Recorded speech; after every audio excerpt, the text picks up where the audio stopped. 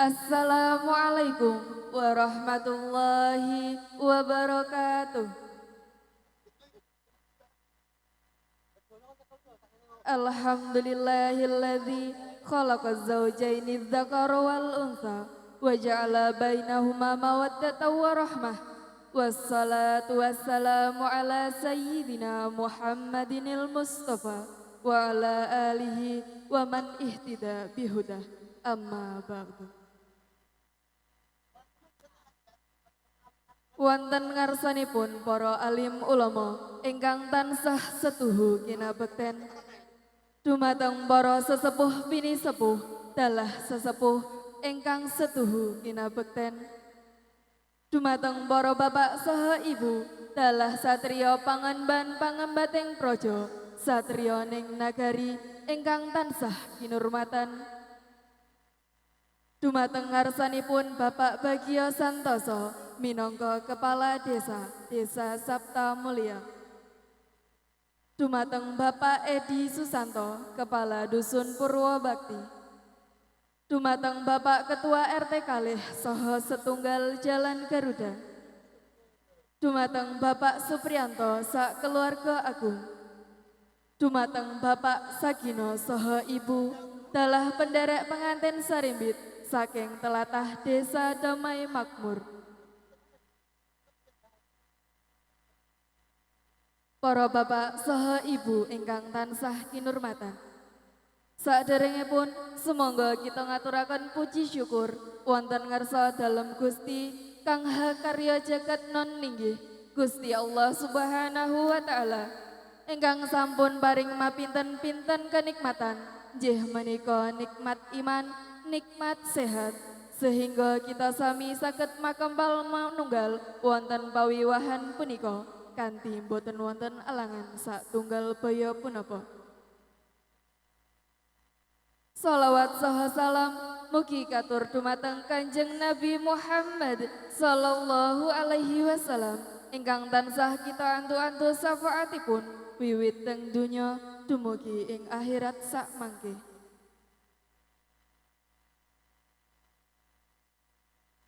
Keparing jumantaka wonten ngarsanipun para pini sepuh, sesepuh, para bapak saha ibu, boten ateges ing mriki kawula kumalungkung saha kirang suba seta nanging netepi punapa panyuwunipun saking panjenenganipun Bapak Supriyanto sak keluarga agung kinenhang Race Adicara ngunduh mantu Kang Mas Bribtu Aji Retno Priyanto SE bin Supriyanto kelawan Nyimas Dwi Rahayu Ningsih SE binti Sagino.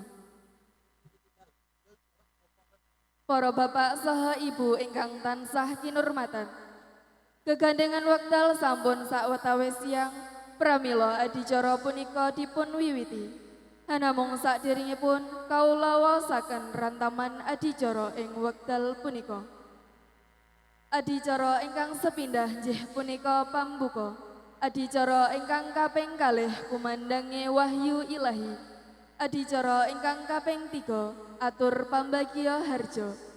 Adicara ingkang kaping sekawan atur pasrah. Adicara ingkang kaping gangsal atur panampi. Adicara ingkang kaping 6 doa. Adicara ingkang kaping 7 pamungkas. Adicara ingkang sepindah nggih punika pambuka. Pramila sumangga dipun wiwiti adicara punika kanthi waosan Ummul Quran.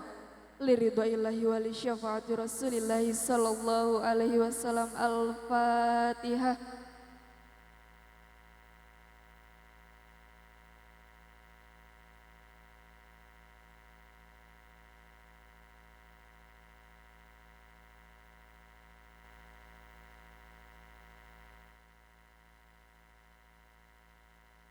Mugia kanthi waosan Ummul Quran wau sageta ngandayani dumateng kaula saha panjenengan sami. Mugia adicara punika saged lumampah kanthi sae boten wonten alangan lan rubeda setunggal baya punapa. Amin amin ya rabbal alamin. Dungkap adicara ingkang angka kalih kumandange wahyu ilahi. ingkang badhe dipun salirani dumateng panjenenganipun Ibu Nur Hamidah. Wekdal saha sasana kawula aturaken. Assalamualaikum warahmatullahi wabarakatuh.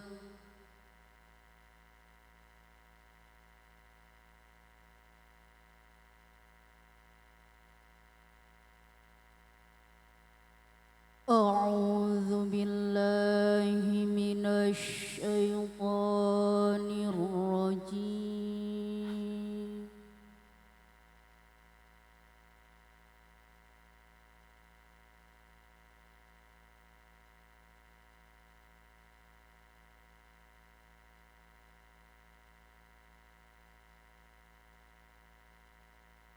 Bismillahirrahmanirrahim.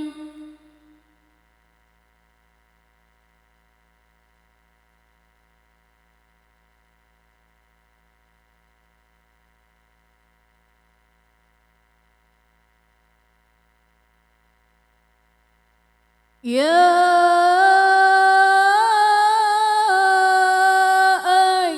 ayyuhan nasu ittaqu rabbakumul ladzi khalaqakum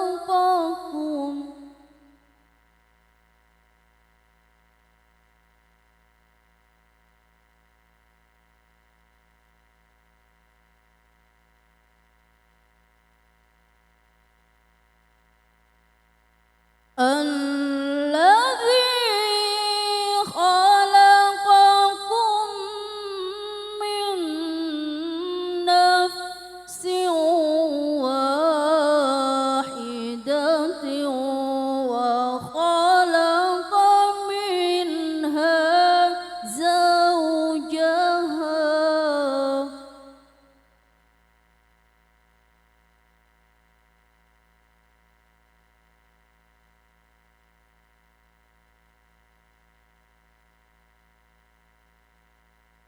وخلق منها زوجها وبث منهما رجالا كثيرا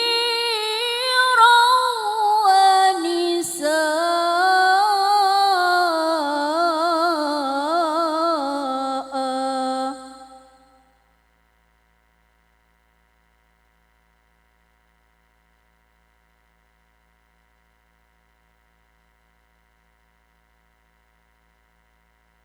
واتقوا الله الذي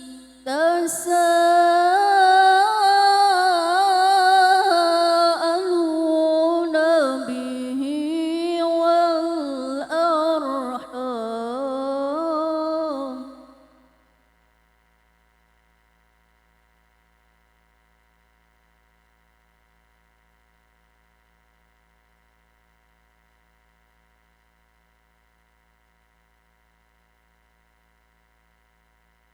إن الله كان عليكم رقيبا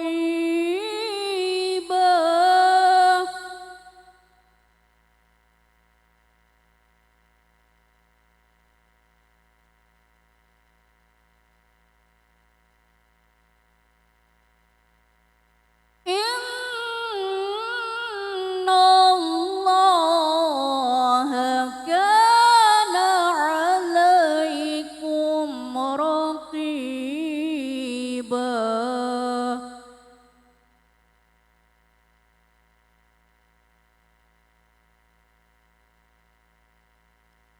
بسم الله الرحمن الرحيم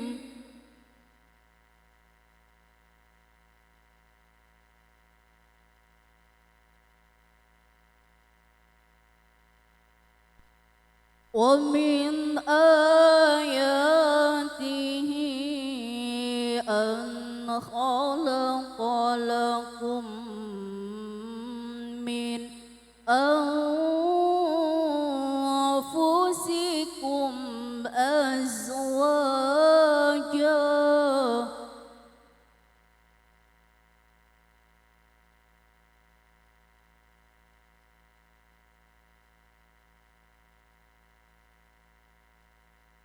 أن خلق لكم من أنفسكم أزواجا لتسكنوا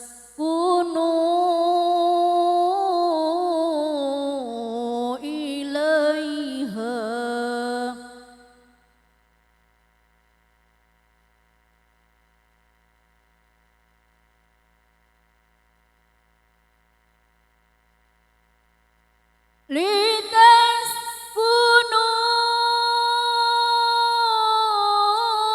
لتسكنوا إليها وجعل بينكم مودة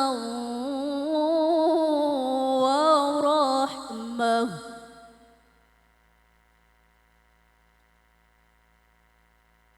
إن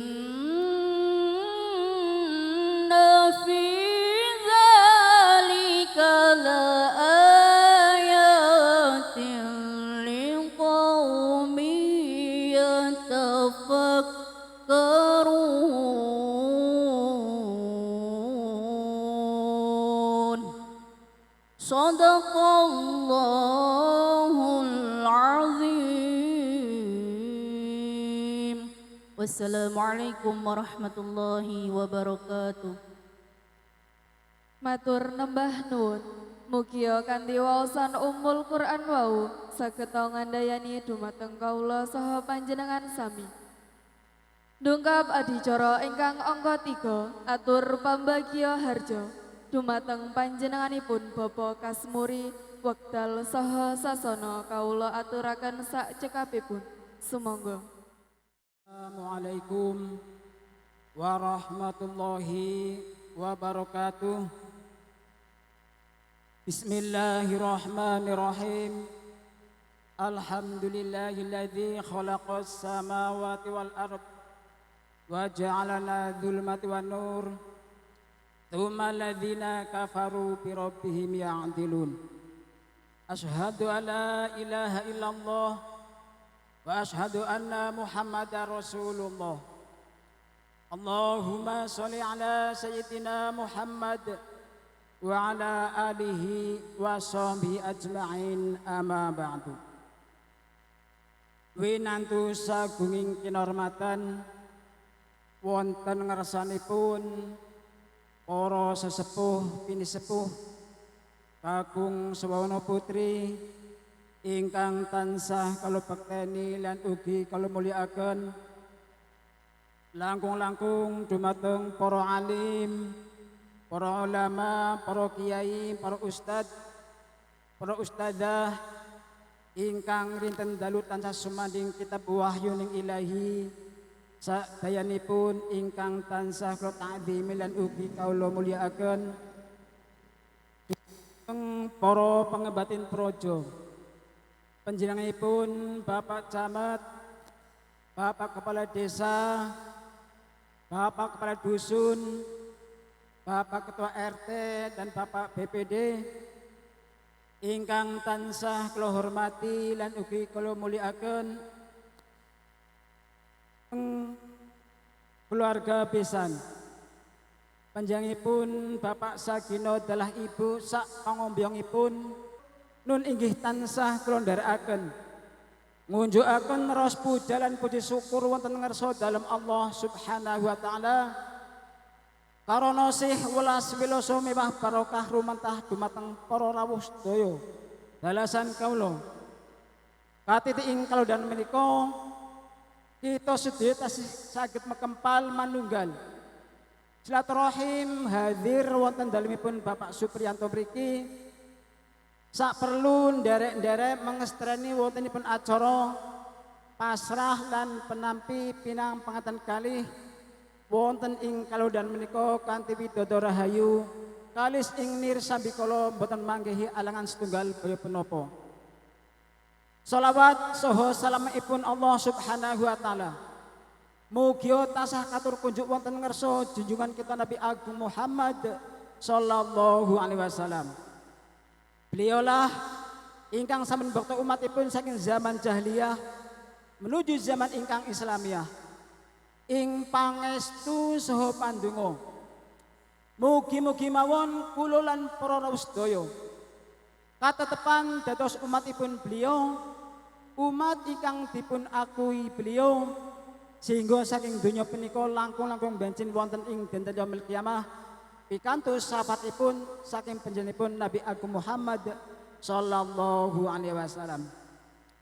Dumateng para rawuh keparenga kula matur ugi ngambil kamardikan para rawuh sedaya ingkang ketembe eja kemawon pangandikan bilih kula ing mriki kemawonten ngadeg ngayer jumantaka wonten ngarsa panjenengan sedaya boten ateges kala hangilangi tata trapsila hanaing kula ing mriki ingkang nampi piniji minangka dados tetelengipun atur lan junekip basa saking panjenenganipun Bapak Supriyanto tiyang sekeluarga kinen ngaturaken pambagya kraharjan wonten ngersanipun para lenggah saha para sedaya. Hananging sakderengipun kala nglekasi temengganing wicara miwah bingahing nala ingkang dereng kawiji ing lisan hambok bilih sak mangke anggenipun kala ngrakit basa kirang tata ugi kirang trep matur wonten ngarsa panjenengan sedaya kirang tatas ugi kirang tetes pramila sakderengipun lan sak sampinipun kawula nyuwun pangapunten ingkang sak kada-kadaipun. Dumateng para rawuh bilih kula ing mriki minangka suli salira saking panjenenganipun Bapak Supriyanto ingkang hambang kukarsa wonten ing wekdal punika kejawen namung hanetepi pangandikanipun Bapak Supriyanto ingkang sampun keparingaken dumateng kawula. Hawit Bapak Supriyanto mboten kuwapa matur piyambak wonten ngersanipun para lenggah saha para sedaya. Saking bungeng manah hangenipun ngawuningani rawuhipun para sedaya. Sehingga hangenipun badhe matur namung kandhek wonten ing madyaning jangga. Pramila kanthi lumantar kawula dene rawuhipun para sedaya tansah kula ngaturaken sugeng rawuh saha sugeng lelenggah wonten sasana ingkang sampun tinata kanthi ucapan marhaban ahla wa sahlam bi hudurikum. Ingkang salajengipun Bapak Supriyanto ugi ngaturaken gunging panuwun tanpa pepinden dumateng para rawuh saha para lenggah sedaya ingkang sampun kersa rawuh wonten petenggon kula mriki kanthi jumuring puji hastuti mewah puja hawastanipun. Mugi-mugi mawon anggenipun miwaka ingkang putra tansah pinarengan keraharjan saking ngarsanipun Gusti ingkang Maha Wikan. Lan kanthi rawuhipun para sedaya mugi angsal tambing barokah lan ridhonipun saking Allah Subhanahu wa taala. Lan ugi Bapak Supriyanto tiyang sekeluarga ugi nyuwun pangapunten ingkang sak kata-kataipun. Hamba pilanggenipun nampi lan nanggapi rawuhipun para sedaya ugi caos tempatan papan pelenggahan serta unjukan dan dedaharan ingkang kirang eco kirang sekeco Bapak Supriyanto tiyang keluarga lumatar kawula nyuwun agunging sih samudra pangatsama dumateng para rawuh mekaten lan sak manten atur saking kawula hamba pilih anggenipun kala matur saking awal dumugi akhir kathah tunaning wicara mewah basa ingkang boten hamuju prana wonten penggalih dengan sedaya kala nyuwun agung isih samudra pangatsama kala pungkasi billahi taufik wal hidayah wassalamualaikum warahmatullahi wabarakatuh nuwun. Adicara salajengipun atur pasrah temanten sarimbit ingkang dipun salirani panjenenganipun Bapa Rahman. Wekdal saha sasana kawula aturaken sak cekapipun. Sumangga. Assalamualaikum warahmatullahi wabarakatuh. Alhamdulillah, alhamdulillahilladzi hadana li hada wa ma kunna linahtadiya laula an hadanallah. Asyhadu an la ilaha illallah wa asyhadu anna Muhammadar Rasulullah. Allahumma sholli ala sayyidina Muhammad wa ala ali sayyidina Muhammad. Qala Allah Ta'ala fil kitabil karim. A'udzu billahi minasy syaithanir rajim. Bismillahirrahmanirrahim.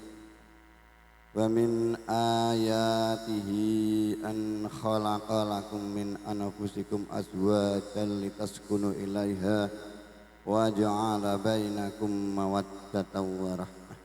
Inna fi dzalika laayatil liqaumin yatafakkarun. Al-ayah. Amma ba'd. Hadiratil mutaramin, para alim, para ulama, tokoh agama sedaya ingkang dipun mulyakaken dening Allah lan ingkang kawula cadhong doa barokahipun. Dumateng panggeman ingkang praja, Bapak Camat, Bapak Kepala Desa, Bapak Kadus, Bapak BPD, Bapak RT, sedaya tokoh masyarakat ingkang hadir wonten menika majelis ingkang kawula hormati. Wabil khusus dumateng panjenenganipun Bapak Supriyanto sakeluargangipun ingkang kawula hormati. Dumateng Bapak panjenenganipun Bapak Sagino tiyang sekeluarga ingkang kawula hormati. Dumateng sesepuh, bini sepuh, aji sepuh sedaya ingkang hadir wonten menika majelis ingkang kawula bekteni.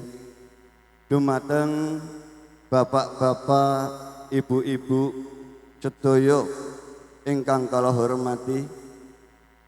Dumateng panjenenganipun penganten kekalih ingkang berbahagia, muda-mudi ingkang dados satriya-satriyaning praja lan negari ingkang kawula bangga-banggaaken.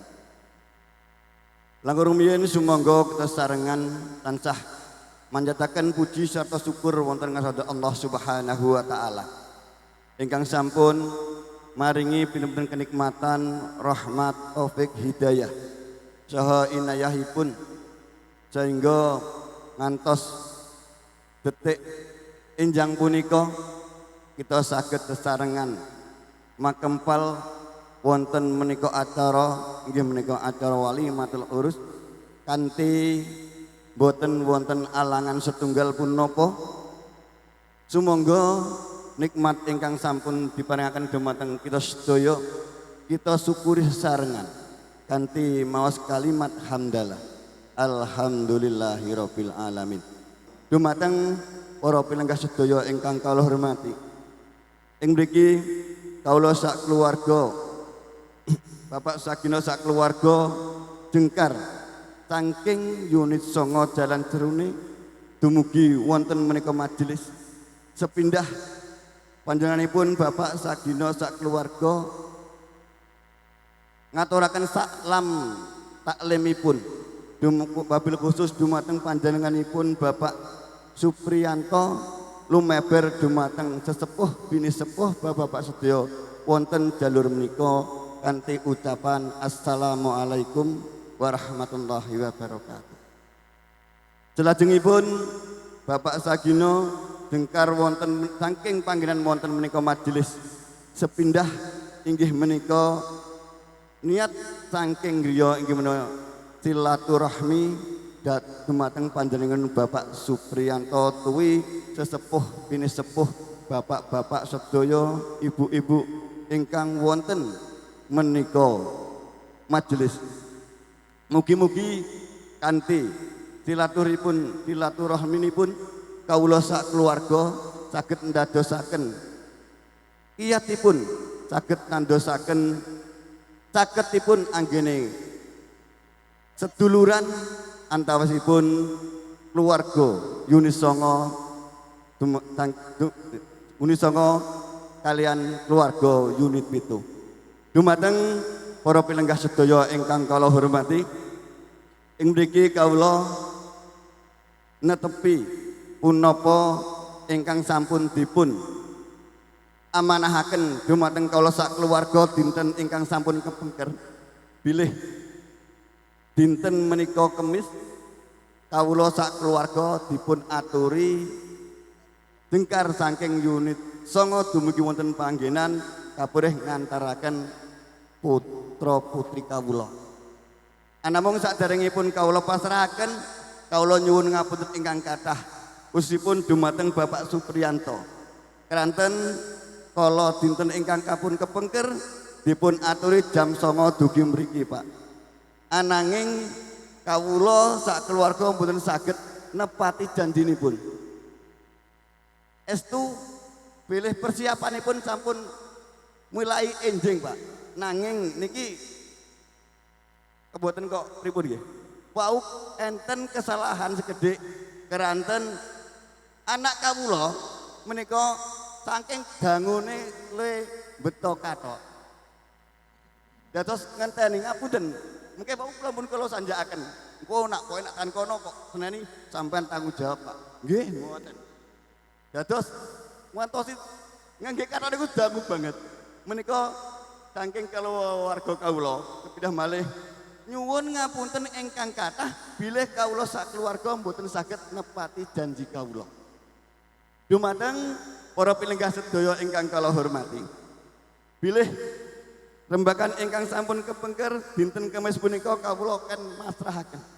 Saking menika kawula sak keluarga kawula badhe pasrahaken putra kekalih kawula. Senajan kawula nika datangipun kesiangan nanging kala wingi ampun kuwatir Pak Supriyanto, kala wingi kula dipasrahi setunggal sakniki kula betake oleh-oleh dados kalih. Nggih, estu. Senajan rodok lambat ning oleh-olehipun mboten luar biasa dados kalih. Saking menika dumateng Bapak Supriyanto injang punika anak kawula kekalih kawula pasrahaken dumateng panjenengan. Dumateng para bapak lan sedherek ingkang kula hormati. Anamung kawula nyuwun ngapunten ingkang kathah. Bilih kawula sak keluarga mboten saged ambeta napa-napa, anging anamung saged beta putra kawula kekalih inggih menika nak sinten nggih? Nak Aji kalih nak Dwi ngantos lali niki, Pak. Wau gara-gara wau lho. Atau awal niku kula wonten suwi kathoke dereng nganggo. Niku wau. Nggih maklum mawon, Pak nggih. Turun ning ngantene tambuh ya. Ngoten turune, Pak. Nggih, ngantos. Dados detik punika kawula namung saged masrahaken putra kawula kekalih. Gegandengan kalian menika bilih ditingali putra kekalih menika jejeripun sangat luar biasa, nggih pun dewasa. Pendidikanipun nggih mboten saged mboten dipun takletaken melih. Anamung kangge babakan keluarga menika anak kawula kekalih menika tasih nol besar. Saking menika kula suwun kanthi estu dumateng panjenenganipun Bapak Supriyanto lumeber dumateng sesepuh bini sepuh Bapak RT, Bapak Kadus ingkang wonten manggen wonten menika. Dalur mugia kersa andidik ambimbing supados putra kawula kalih menika saged lumampah kados tiyang ingkang sampun imah-imah ngikuti punapa ingkang dados aturanipun jalur. Saking menika sepindah malih kawula namung saged masrahaken putra kekalih. Kala wau Bapak Sagino mboten saged betono menapa namung wonten sekedar buah tangan utawi cangkingan tangan oleh-oleh sekedhik. Mugia kanthi sekedhik kala wau saged berkahi sedaya lan kula nyuwun ngapunten mugi-mugi Bapak Supriyanto kersa nampi punapa ingkang dados ingkang saged kawula aturaken. Menika lah ingkang saged kawula aturaken mbok bilih enten klinta-klintinipun kawula matur kawula pribadi niku positif saking kebodohan kawula. Saking menika kula nyuwun agunging pangapunten ingkang kathah. Kula akhiri wassalamualaikum warahmatullahi wabarakatuh. Dungkap adicara saklajengipun atur panampi panganten sarimbit saking panjenenganipun Bapak Supriyanto ingkang badhe dipun salirani Bapak Sukajat Widodo. Wekdal saha sasana kawula aturaken sak cekapipun. Matur suwun wonten pangarsanipun pranata adicara ingkang sampun kepareng wekdal dumateng tiyang kawula. Saderengipun assalamualaikum warahmatullahi wabarakatuh. Wonten pangarsanipun para pinispuh aji sepuh dalah pinispuh ingkang satuhu kawula bekteni. Wonten pangarsanipun Bapak Camat Rimbo Bujang nggih menika Bapak Tuslam. Ugi wonten pangarsanipun Bapak Kades Desa Sabta Mulya, Bapak Kadus, Bapak RT, ugi sedaya pangemban-pangembating praja ingkang satuhu kawula hormati. Wonten pangarsanipun para pinispuh haji sepuh ugi sedaya tokoh masyarakat, Bapak Haji, Ibu Hajah ingkang satuhu kawula hormati. Ugi wonten wabil khusus nggih menika wonten pangarsanipun Bapak Sagino sakeluarga ageng dalah sedaya pangombyong pinang penganten saking tlatah Jalan Serunai Desa Damai Makmur ingkang satuhu kawula hormati. Ugi wonten pangarsanipun para rawuh perplenggah kakung Sumawana Putri ingkang satu hormati. Ugi wonten pangarsanipun kadang sepah mewah anem ingkang satuhu kawula tresnani.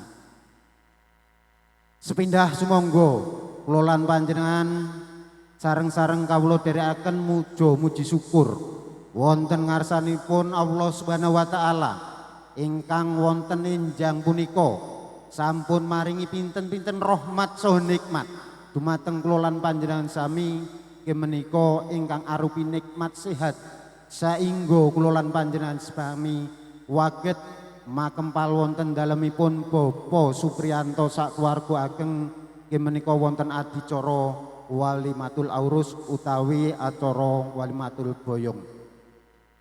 Ingkang wekdal utawi enjang punika sareng-sareng kita raosaken kanthi mboten wonten alangan satunggal baya punapa pramila. Sumangga sareng-sareng kita syukuri kanthi lafal alhamdulillahirabbil alamin.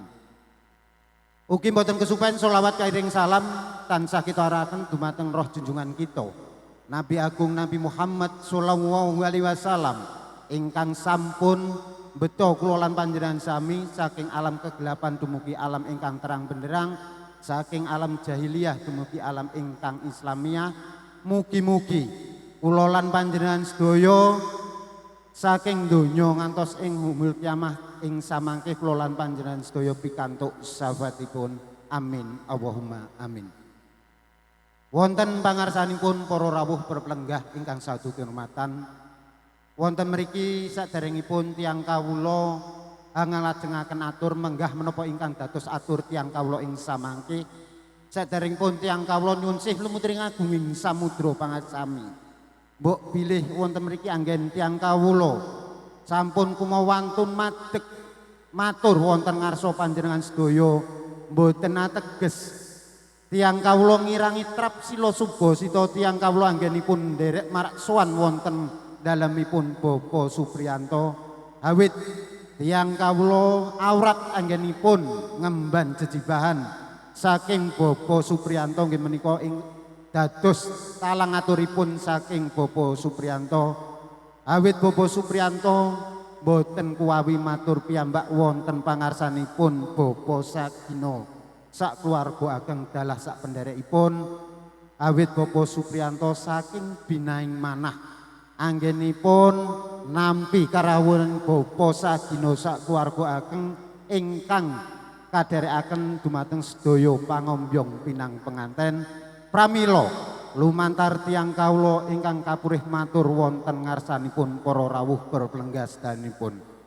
Anamung wonten mriki tiyang kawula saderengipun tansah nyuwun sih lumutring agung ing samudra pangaksami mbok bilih ing samangke anggen tiyang kawula matur wonten galap gangsulipun atur tiyang kawula kirang tatas saha titis anggen tiyang kawula matur wonten pangarsanipun para rawuh sedaya satemah atas nama pribadi tiyang kawula nyuwun sih lumunturing agunging samudra pramila salam talemipun Bapak Sagino sak keluarga ageng kalih penderipun kawula tampi kanthi atur Waalaikumsalam warahmatullahi wabarakatuh. Ugi wonten mriki ugi kala wau Bapak Rohman ngaturaken nyuwun sih pangapunten ingkang kathah mbok bilih anggenipun marak sowan wonten dalemipun Bapak Supriyanto kala dinten Ahad kala wingi dipun suwun rawuh utawi dugi wonten mriki menika watisipun tabuh sanga namung kala wau radi randhat pramila Bapak Supriyanto sak keluarga ageng ugi kosok wangsulipun rikala sowan wonten ngarsanipun Bapak Sagino wonten ing tlatah Jalan Serune Desa Damek Makmur semanten ugi radi randhat ugi kala wau dipun aturaken bilih anggenipun randhatipun menika anggenipun ngagem celana nggih niku radi kewetan napa dos pundi namung semanten ugi Pak kala wau kula nggih tanglet kalih ngantenipun pun dugi pundi kan ngoten kok radi rambat sanjangipun nembe didandosi kula namun nggih namun heran Pak nggih nganten nembe dinten Minggu kok pun dandan nggih dinten Minggu kok pun didandani nembe pinten dinten kok pun didandani kadosipun sakniki neneman sakniki ni radi ganas napa pripun nggih benten kalih tiyang sepuh riyin nek tiyang sepuh riyin awitipun nggih rada disuwun wekdalipun tabuh sanga insyaallah waget mangestone utawi saged dugi wonten ing tabuh sanga. Namung boten menika ingkang dipun suwun dumateng Bapak Supriyanto pramila kala wau ugi ngaturaken wonten mriki suwanipun Bapak Sagino kaderekaken dumateng sedaya pangamban utawi pangombyong pinang penganten sarimbit menika ngaturaken gunging panuwun mugi-mugi anggenipun mbangun silaturahmi antawisipun keluarga ageng Bapak Sagino dalah Bapak Supriyanto menika wagetong ngrembaga ngantos putu-putunipun utawi putra wayahipun amin Allahumma amin. Ugi wonten mriki kala wau dipun aturaken bilih sampun minangkani menapa ingkang dados pangandanipun Bapak Supriyanto wonten wekdal punika kapurih ngaturaken utawi nyuwanaken nglarapaken dumateng pinang penganten kekalih pramila wonten ing wekdal punika lumantar tiyang kawula Pak menika sampun kawula tampi kanthi lumaing asta kekalih ugi Bapak Supriyanto ngaturaken gunging panuwun wonten pangarsanipun Bapak Sagino anggenipun nglarepaken pinang penganten kekalih menika tansah pinaringan bagas waras kalih Srubidonir ing sambikala boten wonten alangan satunggal baya punapa mugi-mugi kemawon temanten kekalih menika sageta dados keluarga ingkang sakinah mawaddah warahmah ugi enggal dipun paringi momongan ingkang soleh lan solehah amin Allahumma amin.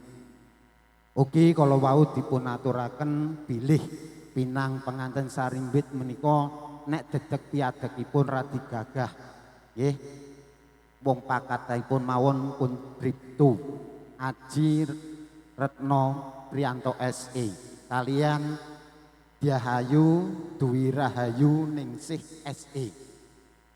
Anamung wonten mriki menapa ingkang dipun suwun kapurih mulang utawi nyukani pangertosan babagan nggih rumah tangga.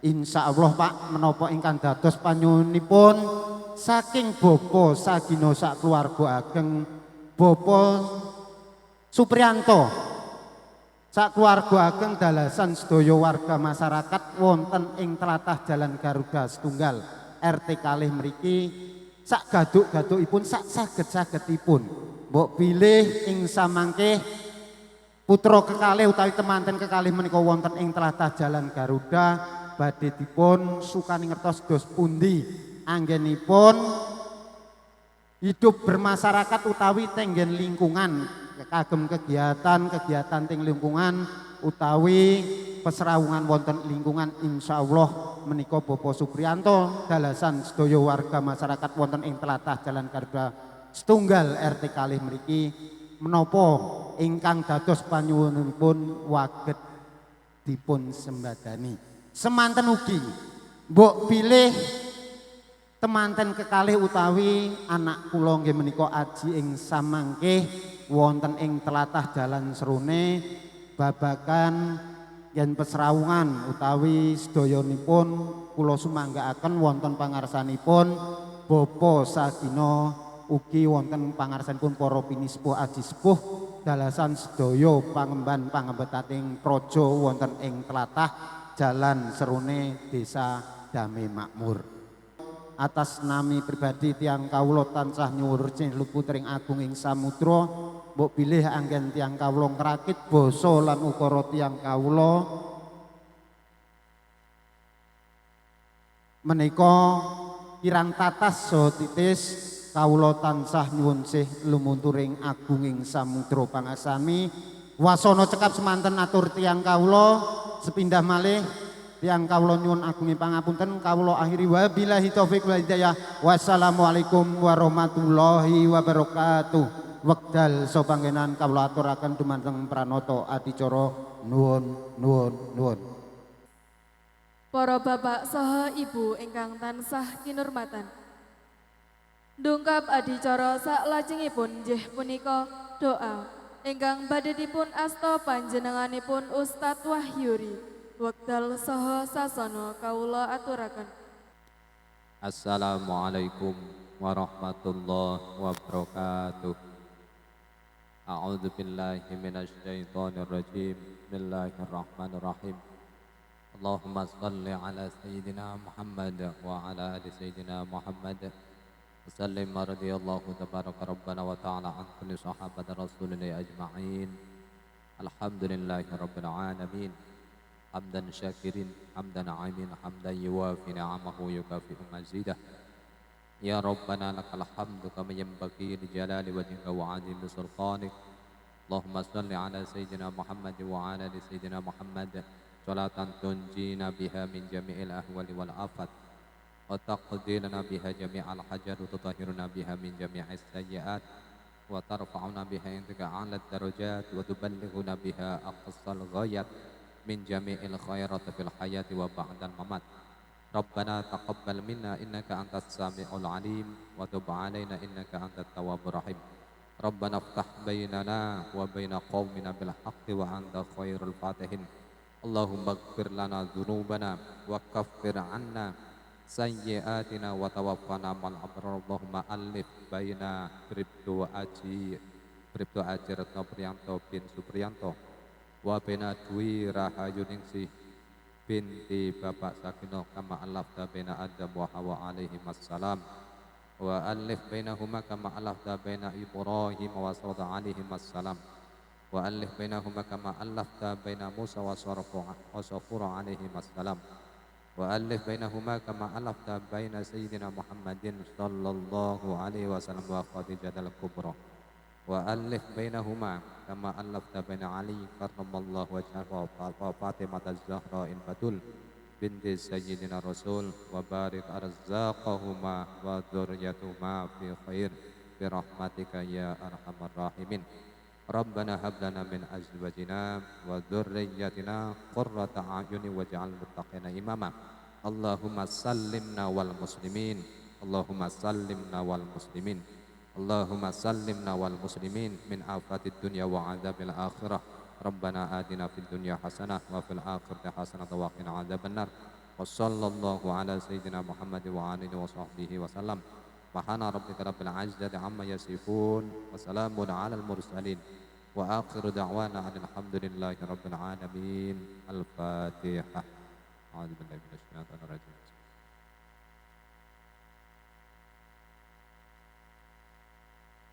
Assalamualaikum warahmatullahi wabarakatuh. Ing mriki kaula minangka pranata adicara wiwit purwa ndungkap purwaning adicara mbok pilih wonten kalepatan nyuwun gunging sih samudra pangeksami. Sumangga para bapak saha ibu kita pungkasi adicara punika kanthi waosan hamdalah. Alhamdulillah. Akhirul kalam wallahul muwaffiq ila aqwamit thoriq. Wassalamualaikum warahmatullahi wabarakatuh.